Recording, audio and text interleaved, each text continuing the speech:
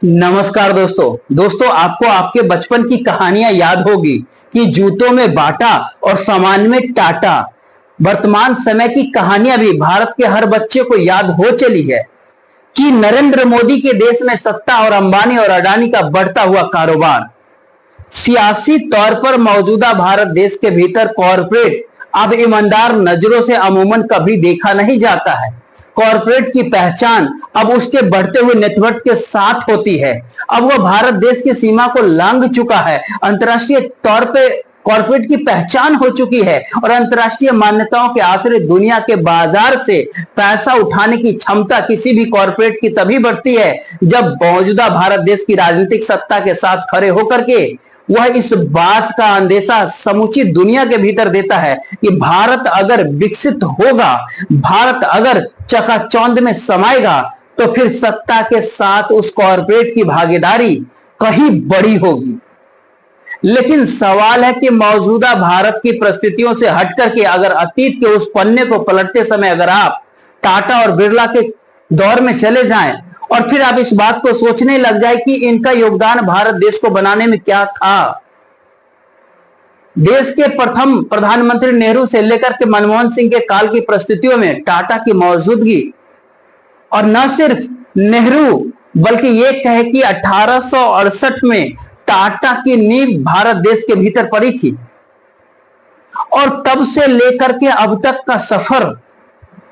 खुद टाटा के तमाम कंपनियां जो 6 अलग अलग महादेशों में 100 से ज्यादा देशों में फैली हुई है, अगर उनके नेटवर्क का एक आंकड़ा अगर निकाले तो वो अंबानी और अडानी के समकक्ष तो नहीं है। लेकिन सवाल है कि मौजूदा भारत देश के भीतर जो भी नींव टाटा ने बनाई,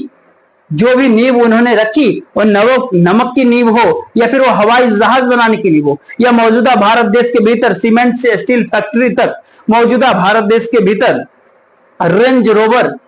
या फिर ये कहे कि इस भारत देश के भीतर नैनो लटकिया गाड़ी की सोच हो,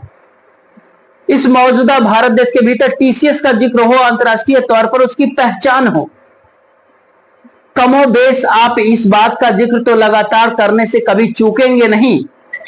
कि मौजूदा समय में टाटा की मौजूदगी में इस देश के नेहरू से लेकर के मौजूदा स्थिति तक में कोई बड़ी मौजूदगी आपको दिखाई देगी नहीं। लेकिन सवाल है कि मौजूदा दौर में कॉरपोरेट को लेकर के जो ईमानदारी परिस्थितियां उभरनी चाहिए थी वो अब नहीं उभर पाती, और शायद इसीलिए आज रतन टाटा का जाना मौजूदा भारत देश के लिए शायद एक ऐसे कमी के तौर पर है जिनकी मौजूदगी उम्र के लिहाज से आप ये बात कह सकते हैं कि जेआरडी टाटा ने भी जब अपनी विरासत रतन टाटा को सौंपी तब उनकी उम्र भी 86 यानी 86 वर्ष थी। और कल जब रतन टाटा का निधन हुआ, देश का रत्न का निधन हुआ, तो तब भी उनका उम्र 86 वर्ष ही था। परिस्थितियां नहीं बल्कि कहे कि इतिहास के उन पन्नों को पलटने की जरूरत है जिसके जरिए आप इस सफर को आसानी से समझ सके। मौजूदा भारत देश को बनाने में कमोबेश हर समुदाय का योगदान रहा, लेकिन जब जब सियासी सत्ता ने इस बात को सोच लिया कि सब कुछ इस देश के भीतर वही है, तो इस देश के भीतर का कॉरपोरेट भी ठहर गया। आज के दौर में किसी भी कॉरपोरेट का अपना नजरिया, अपना विजन नहीं है। सियासी सत्ता की लकीर और उस लकीर पर देश के भीतर कॉरपोरेट का चलना और इसके जरिए मौजूदा भारत देश के भीतर डिसइन्वेस्टमेंट हो, प्राइवेटाइजेशन हो, मोनेटाइजेशन हो, जिस भी परिस्थितियों के भीतर कॉरपोरेट का जिक्र होगा मौजूदा भारत में, उसमें सरकारी संपत्तियों का कौड़ियों के भाव कॉरपोरेट के हाथों में सौंपने के इस काल को याद किया जाएगा। 1868 में जब जमशेदजी टाटा ने दुनिया में कहे एक बुनियाद डाली भारत के भीतर, और जब इस बात का जिक्र आपके साथ कर रहे हैं कि 30 अलग अलग कंपनियां, उससे अधिक कह लीजिए, उससे अधिक कंपनियां उनकी चलती है 6 अलग अलग महादेशों में, 100 से अलग अलग देशों में उनकी मौजूदगी होती है, वो ब्रिटेन हो या फिर अमेरिका हो। क्या इस बात की कल्पना आप कर सकते हैं कि एक समय जब जमशेदजी टाटा ने देखा कि लंका शायर पहुंच गया, कि आखिर किस तरीके से कपास के जरिए वहां के मिलें काम करती हैं, तो वो इस बात को समझ गए कि मौजूदा भारत देश के भीतर, यानी उस समय के भारत के समय में उपनिवेश की परिस्थितियों से उभरना है, तो इस देश की अपनी इकोनॉमी को डेवलप करना पड़ेगा। और यहां पर उसके बाद उन्होंने इंप्रेस मिल की कतार शुरू कर दी।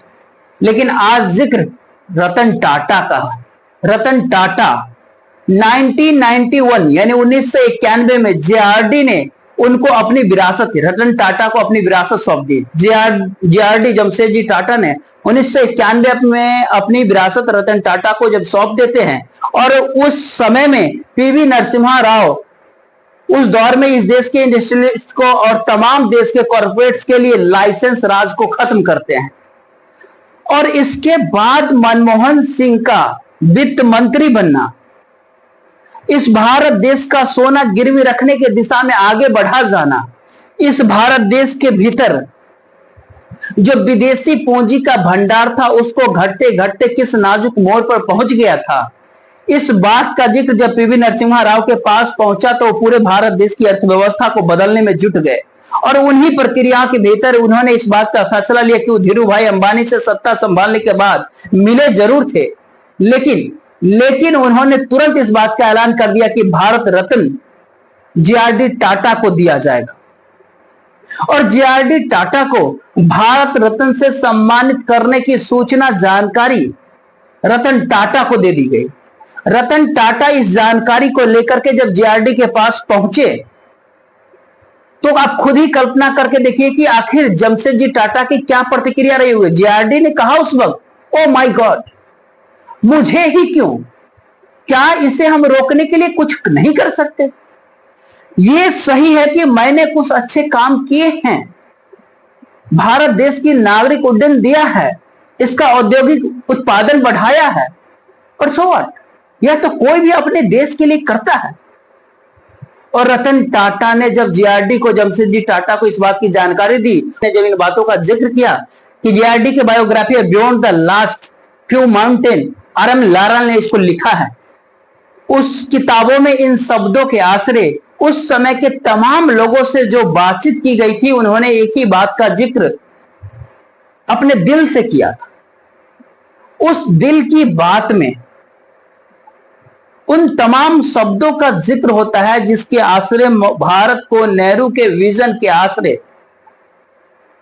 तभी संजोया जा सकता था जब इस भारत देश के भीतर टाटा और बिरला सरीखे लोग होते। और टाटा की खास तौर पर मौजूदगी मौजूदा भारत देश की बुनियाद को बनाने में रही है। और उस बुनियाद की छांव तले रतन टाटा की मौजूदगी 1962 में, जो आज टाटा नगर के नाम से जाना जाता है, जमशेदपुर, वहां पर उन्होंने बतौर अप्रेंटिस का काम किया था। नीले रंग की वर्दी पहन करके वो आया करते थे और काफी मेहनत मशक्कत के साथ वो काम करते थे। और ये जानकारी जब मुंबई पहुंची तो मुंबई में जेआरडी ने उन्हें बुला लिया। उसके बाद उनको नेल्को कंपनी सौंपी थी कि आप इसको ठीक कीजिए। उन्होंने 3 साल के भीतर उसको फायदे में ला करके खड़ा कर दिया, उस कंपनी को, नेल्को कंपनी को। ये इस सफर की शुरुआत होती है। इस सफर में उस भारत के हर प्रोफेशनलिज्म के साथ होनी चाहिए। लेकिन आज जब रतन टाटा का बात आपसे कर रहे हैं तो उससे पहले इस बात को और आप समझ लीजिए कि 8 फरवरी 1991 1911 नौलेवाना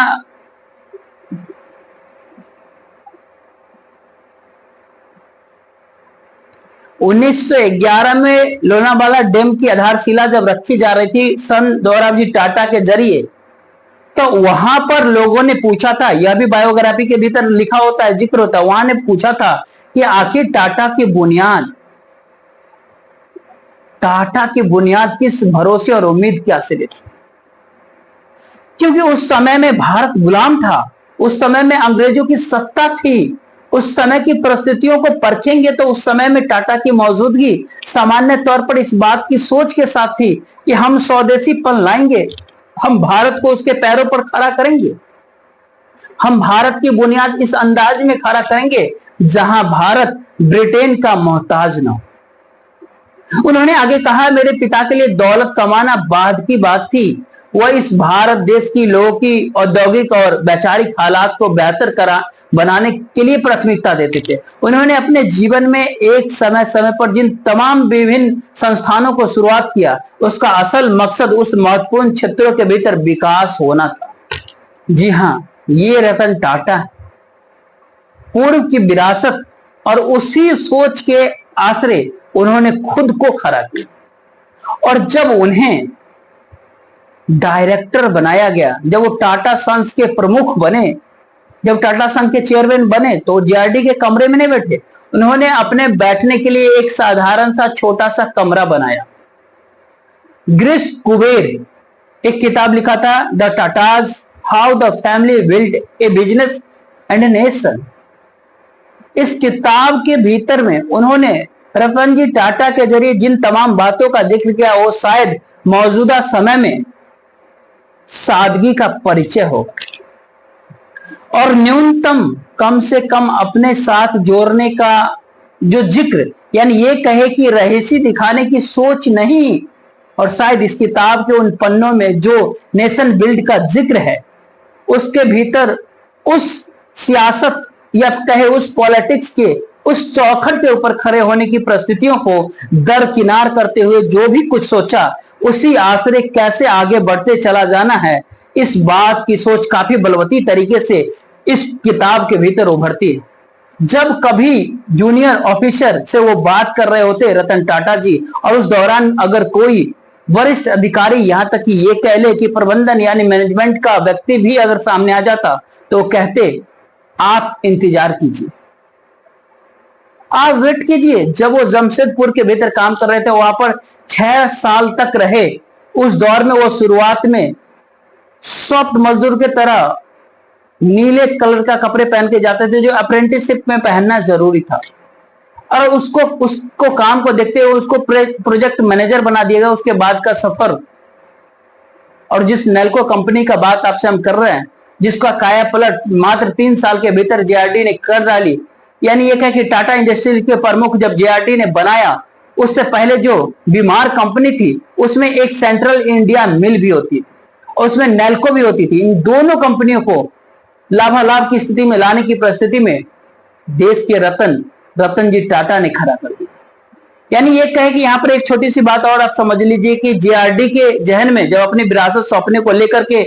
जब जिक्र हो रहा था, तो कई नाम थे। उन तमाम नामों के भीतर नानकी पालकी वाला का भी नाम था, रोसी मोदी का नाम था, शाहरुख सदवाला का नाम था, एचएन शेख का नाम था, और किसी को एक उत्तराधिकारी उनको बनाना था, लेकिन उन्होंने रतन टाटा को चुना। इसके पीछे 2 बड़ी वजह थी। एक तो टाटा सन ने उनके साथ था, दूसरी उनके काम करने का तरीका।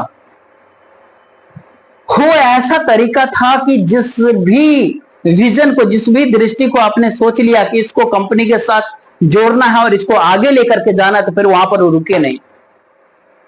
और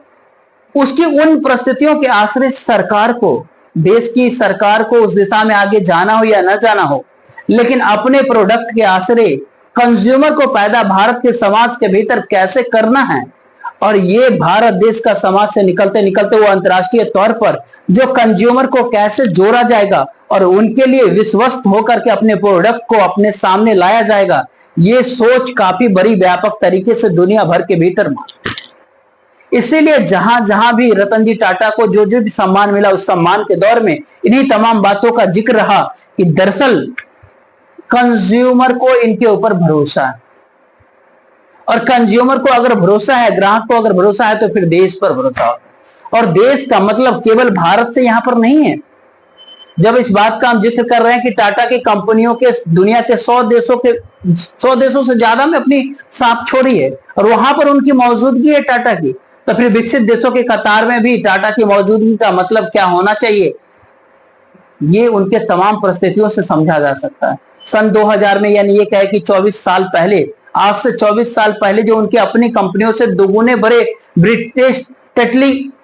समूह का उनका अधिग्रहण कर लिया, उनके विजन को लेकर के बड़ी उंगलियां उठी, और टाटा की ग्लोबल रेंज रोवर, दुनिया के सबसे महत्वपूर्ण, यूरोप की दूसरी बड़ी इस्पात से जुड़ी हुई जो कंपनी है कोरस, उसको उन्होंने खरीद लिया। हालांकि इस दौर में जगुआर को खरीदना उनको महंगा पड़ गया, लेकिन इस पूरी प्रक्रिया के भीतर भारत की राजनीति को आप अछूता इसलिए नहीं छोड़ सकते हैं क्योंकि जब जब जो कॉरपोरेट इस देश के भीतर अपने नेटवर्थ को आगे बढ़ाता है या खुद का विस्तार पाता है, वो सियासी राजनीति के चौखट के पे जाता ही राजीव गांधी कॉरपोरेट से मिलना पसंद नहीं करते थे, लेकिन धीरू भाई अंबानी ने तमाम रास्तों के आसरे उन तक पहुंचना पा ही लिया था। वो पहुंचे थे और उस समय में अंबानी कांग्रेस के जरिए ही या राहुल गांधी के जरिए ही एक खलनायक सरीकी परिस्थितियों के भीतर खड़े। वर्तमान समय में अंबानी के घर की शादी भारत देश के तमाम नेताओं को तो भा गई, लेकिन राहुल गांधी को नहीं भाई। तो क्या इस समय के भीतर में, इस दौर के भीतर में भारत देश की सियासत कॉरपोरेट को लेकर के एक नया परीक्षण कर रही है और उस परीक्षण के दायरे में भारत देश की वह इकोनॉमी पहली बार एक नए ट्रांसफॉर्मेशन के दौर में आकर के खड़ी हो गई है, जहां पर 1991 के भीतर आर्थिक सुधार जो पीवी नरसिम्हा राव ने किया था, वित्त मंत्री मनमोहन सिंह के साथ मिलकर के किया था, नरेश चंद्रा ने एक नोट दिया था उस समय में पीवी नरसिम्हा राव जब देश के प्रधानमंत्री बने थे कि भारत देश की इकोनॉमी हालत कितनी बद से बदतर हो चली है, और इस पर उन्होंने चिंता जताई थी कि इतनी बदतर, तो उन्होंने कहा था उससे ज्यादा बदतर और ज्यादा बदतर हो चली है। आखिर खजाने के भीतर विदेशी पूंजी बची नहीं है, डॉलर बचा हुआ नहीं है। और उस पूरे प्रोसेस को अगर आप देखें 1991 के बाद से भारत देश की अर्थनीति को अगर आप परखें तो भारत देश के भीतर कॉरपोरेट युग जिस तेजी के साथ बढ़ता है उसमें भारत में काफी डेवलपमेंट भी होता है, लेकिन इसके ठीक समानांतर भारत की राजनीति धीरे धीरे करके उन कॉरपोरेट को अपने हथेली में समेटती चली जाती है और वो इस बात को समझ जाती है कि अगर मौजूदा भारत देश को चलाने वाले चंद खिलाड़ी ही रहेंगे या फिर कम खिलाड़ी रहेंगे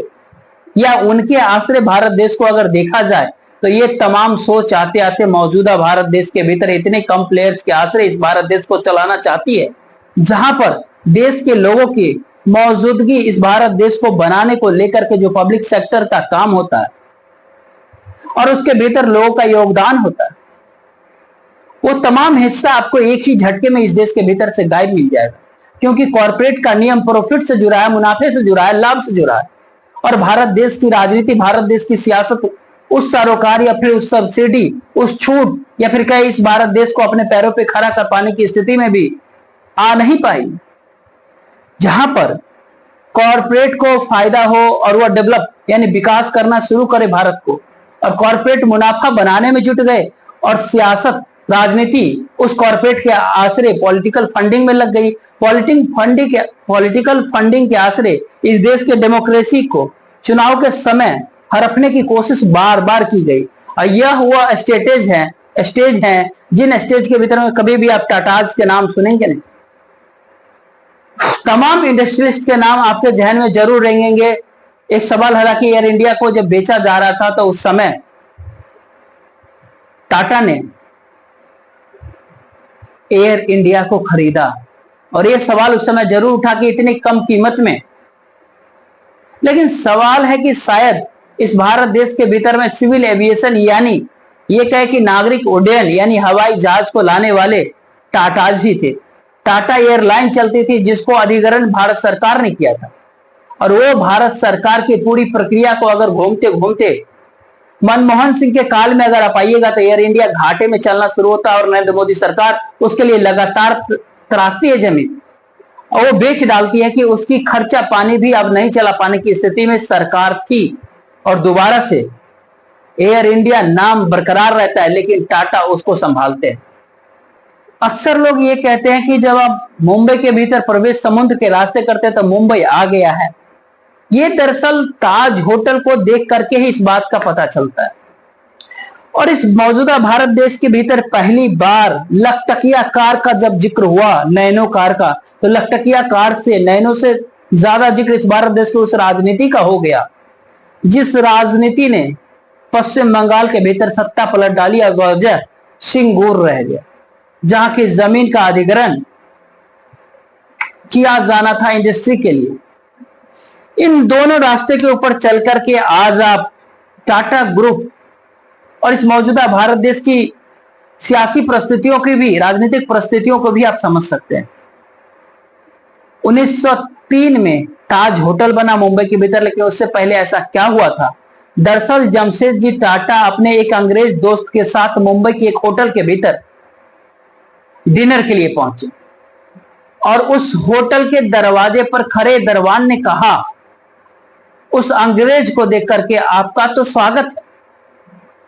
लेकिन उन्होंने जमशेदजी टाटा के, जीआरडी टाटा के तरफ देख करके कहा कि आपका स्वागत नहीं है, आपका वेलकम नहीं है, क्योंकि यहां पर इस होटल के भीतर आपको आने देने नहीं सकते हैं, क्योंकि यह होटल सिर्फ यूरोपीय लोगों के लिए ही है।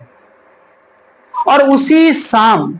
जमशेदजी टाटा ने, जीआरडी टाटा ने इस बात को तय कर लिया कि वह एक ऐसा होटल बनाएंगे जो भारत देश की शान होगा, जहां पर पूरी दुनिया के पर्यटक आएंगे। और ध्यान दीजिएगा कि 1903 में मुंबई बंदरगाह के सामने ताज होटल ने जन्म लिया। और ये ताज होटल उसी तर्ज पर है जैसे आप न्यूयॉर्क के भीतर, जब अमेरिका के भीतर घुसते हैं यूरोप के रास्ते, तो फिर वहां पर आपको स्टेच्यू ऑफ लिबर्टी दिखाई देता है और आप कहते हैं न्यूयॉर्क आ गया। ताज होटल कमोबेश मुंबई में इसी तरीके से भारत देश का द्वारका, और समुद्र के रास्ते ही दुनिया चलती थी। लेकिन एक दूसरी राजनीति जो रतन टाटा के दौर में सिंगूर से निकली, वह भी शायद अपने आप में भारत देश की राजनीति का एक ऐसा अक्ष है जिसको मौजूदा समय से आप जोड़ करके देख सकते हैं। इसीलिए भी जोड़ सकते हैं क्योंकि मौजूदा समय में देश के प्रधानमंत्री नरेंद्र मोदी हैं, जो सिंगूर को हंगामे के समय गुजरात के मुख्यमंत्री हुआ करते थे। और सोच के देखिए जरा कि सिंगूर के भीतर जब नैनो कार परियोजना की नींव रखी जाने का जिक्र 18 मई 2006 को पश्चिम बंगाल के मुख्यमंत्री बुद्धदेव भट्टाचार्य ने किया और कहा कि करीब करीब 1000 एकड़ जमीन का अधिग्रहण किया जाएगा, तो पश्चिम बंगाल में ममता बनर्जी ने आंदोलन शुरू कर दिया और कहा कि दरअसल 800 एकड़ इसमें से किसानों की जमीन। और भारत के भीतर में राजनीतिक आंदोलन, अगर लोगों की जरूरत, उनकी भूख, उनकी तमाम मुश्किल हालातों से जाकर जुड़ जाए तो फिर राजनीति पलट जाती है। और इसका असर पश्चिम बंगाल के चुनाव के भीतर हुआ। लेकिन 2008 3 अक्टूबर एक प्रेस कॉन्फ्रेंस बुलाई गई रतन टाटा ने और कहा सिंगूर के बाहर अपनी पूरी कार परियोजना चलाएंगे। और उसी समय गुजरात के मुख्यमंत्री नरेंद्र मोदी ने सानंद के भीतर कहा आप यहां पर इंडस्ट्री लगाइए, और 1 मिनट के भीतर ही उसके ऊपर सहमति बना ली गई कि आप सानंद के भीतर वहां पर इंडस्ट्री लगाएंगे। इस भारत देश के कॉर्पोरेट और इंडस्ट्रीज को लेकर के पीवी नरसिम्हा राव ने लाइसेंसी राज को खत्म कर दिया। और मौजूदा समय में जब आप सानंद की घटना को देखेंगे तो गुजरात के भीतर वाइब्रेंट गुजरात के आश्रय नरेंद्र मोदी ने भी कॉर्पोरेट को उस रूप में एक हवा के झोंके की तरह उनको उड़ने का मौका दिया था। लेकिन इस पूरी परिस्थितियों के भीतर 2 बातें हमेशा से आपके मन में रखना पड़ेगा। एक तो ये कि अतीत में भारत देश की राजनीति कॉर्पोरेट के आश्रय चलती नहीं थी। मौजूदा समय की राजनीति भारत देश के भीतर कॉर्पोरेट को अपने आश्रय चलाना चाहती। अतीत के समय में कॉर्पोरेट और राजनीतिक सत्ता इस भारत देश के निर्माण के लिए कार्य किया करती थी। मौजूदा समय में इस भारत देश का कॉर्पोरेट और राजनीतिक सत्ता नेटवर्थ और पॉलिटिकल फंडिंग के लिए इस देश के भीतर काम करता है। और इन दोनों परिस्थितियों के भीतर भारत देश की राजनीतिक गलियां कितनी सक्रिय होती गई और भारत देश की कॉर्पोरेट का नेटवर्क तो बढ़ा, लेकिन देश के लोगों से उसका सरकार धीरे धीरे कैसे कम होते चले गए। शायद ये मौजूदा समय में अंबानीज और अडानी के जरिए कोई भी इस बात को कह सकता है कि बढ़ते हुए नेटवर्क के भीतर इस भारत देश की लोगों की जो जुड़ाव है इन तमाम कंपनियों के साथ क्यों नहीं है, और एक समय टाटाज या बिरलाज के साथ क्यों था इस देश के लोगों का जुड़ाव। तो बहुत सारे किस्से इस दौर में टाटाज को लेकर के सामने आपके आ रहे होंगे, लेकिन एक बात आप इस दौर में समझ लीजिए कि भारत देश के भीतर किसी भी क्षेत्र के सबसे बड़े प्रोफेशनलिज्म या फिर कहे सबसे सफल व्यक्ति को अगर आप देखना चाहते हैं तो केवल आप उसको एक आधार के ऊपर परख सकते हैं कि वह राजनीतिक दरवाजे के ऊपर माथा टेकने गया या फिर नहीं गया, या फिर राजनीतिक दरवाजा, या फिर एक है कि राजनीतिक सत्ता ने अपने सामने उस कॉर्पोरेट को माथा टेकवाने का प्रयास किया या नहीं किया। अब भारत के भीतर टाटाज के नाम इस वजह से भी जाना जाता है कि इस मौजूदा भारत देश के भीतर में कमोबेश हर जगह के ऊपर अगर मौजूदगी टाटा के नाम की है तो फिर इस नाम के साथ एक सम्मान जुड़ा होता है, एक इज्जत जुड़ा होता है। जिन्होंने भारत देश की बुनियाद को गढ़ा है, उसे सींचा है। फिलहाल इस वीडियो को ज्यादा दूर तक शेयर कर दीजिए, वीडियो को लाइक कर लीजिएगा, चैनल को सब्सक्राइब जरूर कीजिएगा,